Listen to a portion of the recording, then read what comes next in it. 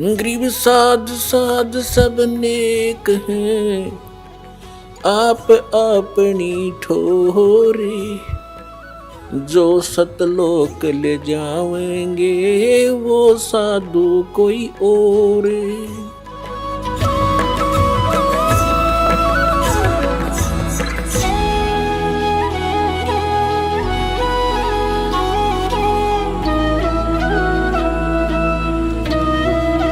अब जो सत्संग आज सुनाना चाह रहा था दास, उसकी अब भूमिका बनी है 2 घंटे में। अब 2 प्रकार से मानव शरीर प्राप्त होता है। एक तो पूर्व जन्म के संस्कार, जिनके शुभ संस्कार होते हैं, उनको लगातार कई मनुष्य जीवन भी मिल जाते हैं।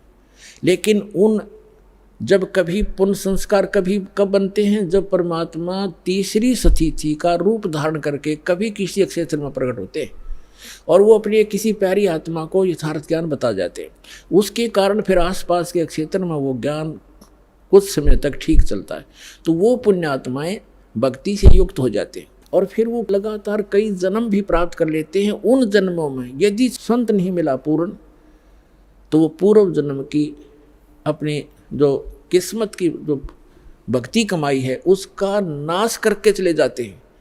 उनको सुख तो होता है पहले जन्म की कमाई से, और वो सोच रहे हैं कि हम जो साधना करें इसी से सुखी है, तो ये भ्रमणा उनको बनी रहती है। तो जितने आज दास देख रहा है, राधा स्वामी, धन धन सतगुरु, जय गुरुदेव, आसाराम, सुधांशु जी, ये जितने भी कृपालु और ये क्या नाम है, कुमार स्वामी, जो 10-10, 15-15, 20-20, 30-30, 40-40 वर्ष से इनके पास रहे, जब तक इनके पुण्य पुछले पूर्व जन्म के चले तो ये सुखी नजर आवे थे, साधना वो गलत कर ही रहे थे। अब उनकी ऐसी दुर्गति हो रही है, रो रो कर आ रहे हैं। ये सतपाल जी के पुजारी और ये बालेश्वर के पुजारी, अंसा देश वाले, अब ये रोते हैं आकर के। एक अध्यापक कहता, मैं पेशे से अध्यापक हूँ और मेरा इकलौता पुत्र था, मैं सतपाल का चेला था, 40 वर्ष से वहाँ लगा हुआ था। इकलौता पुत्र की मृत्यु होगी और उस दिन से टक्कर मार के रो रहा हूँ। आपका ज्ञान सुना, नास्तिक हो गया था, विश्वास उठ गया था भगवान से। आपका ज्ञान सुना, सत्संग सुना, फिर एक किरण फिर से जागी है कि है भगवान कहीं पर। हम साधना गलत करके दुखी हो गए। जब तक हमारे पुण्य चले हम सुख महसूस करते रहे, और जब हमारे ऊपर पापों का दौर शुरू हुआ उस साधना ने कोई प्रोटेक्शन नहीं किया।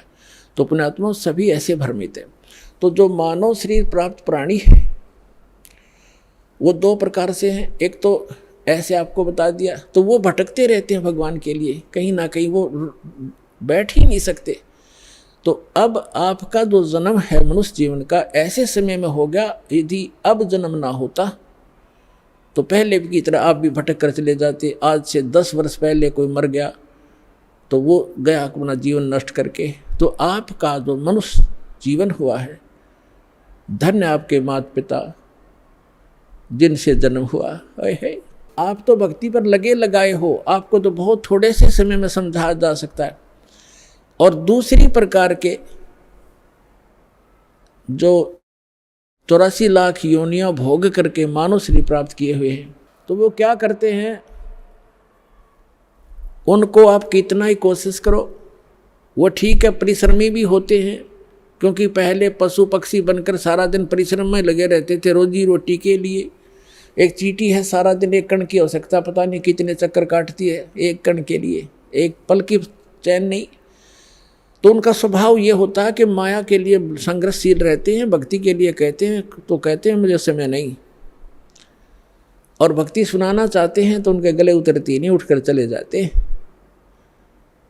तो क्या बताते हैं कबीर साहब, कहते हैं कबीर पिछले पाप से हरि चर्चा ना भावे ना सुहावे, कहूँगे कह उठ चले ना और बात चलावे।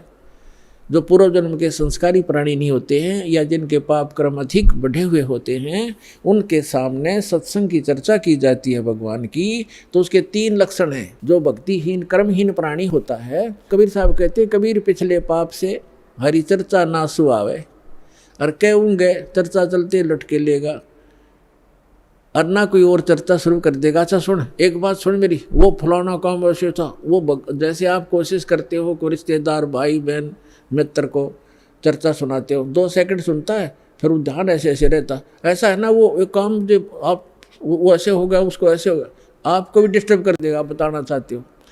और तीसरा कहते हैं फिर मुझे काम याद आ गया, फिर मिलूंगा, उठ कर चल जाएगा।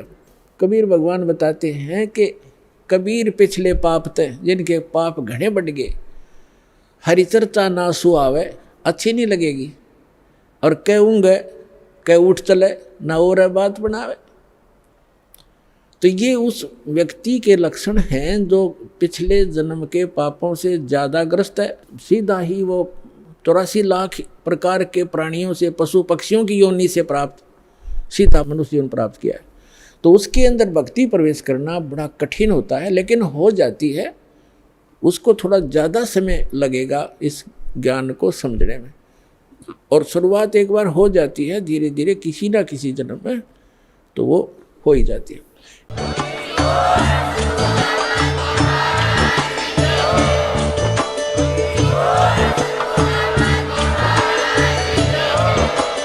आप सुन रहे थे जगत गुरु तत्वदर्शी संत रामपाल जी महाराज जी के मंगल प्रवचन। अधिक जानकारी के लिए विजिट कीजिए हमारी वेबसाइट www.jagatgururampalji.org। संत रामपाल जी महाराज जी के शुभ आशीर्वाद से पूरे विश्व भर में 500 से भी ज्यादा नाम दीक्षा केंद्र हैं, जिन पर संत रामपाल जी महाराज जी द्वारा ऑनलाइन निशुल्क नाम दीक्षा दी जा रही है। अपने नजदीकी नाम दीक्षा केंद्र का पता करने के लिए संपर्क करें 8222880541।